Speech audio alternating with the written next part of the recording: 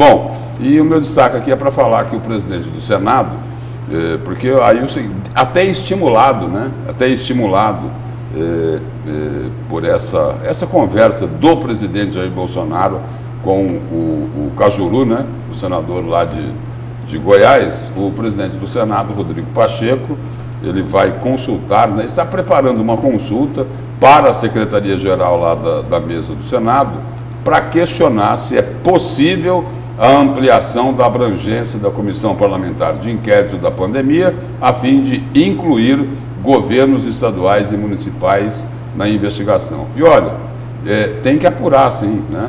Esses governadores, os prefeitos têm que explicar, nós já falamos isso aqui ontem, né? Tem que explicar como é que gastaram o dinheiro que receberam no governo federal. E não foi pouco dinheiro, foi muito dinheiro que eles receberam. Agora é o seguinte, não pode se utilizar isso, né, para tentar melar, para tentar pulverizar a CPI da Covid com foco na atuação do governo federal, porque a gente já cansou de ouvir aqui dizer o seguinte, olha, se fossem outras as atitudes do governo federal, talvez a situação da pandemia não estivesse tão grave assim no país. Então, tem que investigar todo mundo. E aí a dúvida principal lá do presidente do Senado, o que motivou ele a fazer essa consulta, é um trecho do regimento interno lá do Senado, segundo o qual, abre aspas,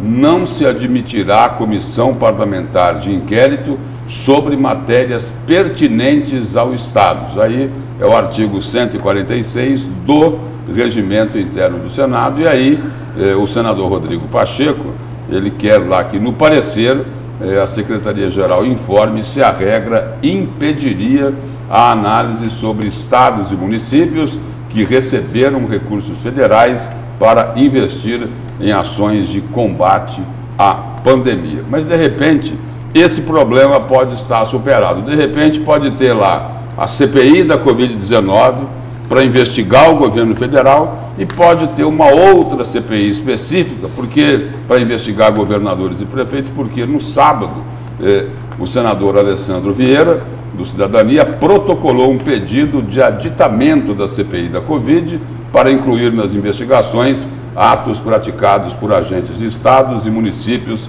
na gestão dos recursos federais. E aí teve também um outro pedido, né? De um outro pedido lá, de um outro senador, para criar uma CPI mais ampla, né?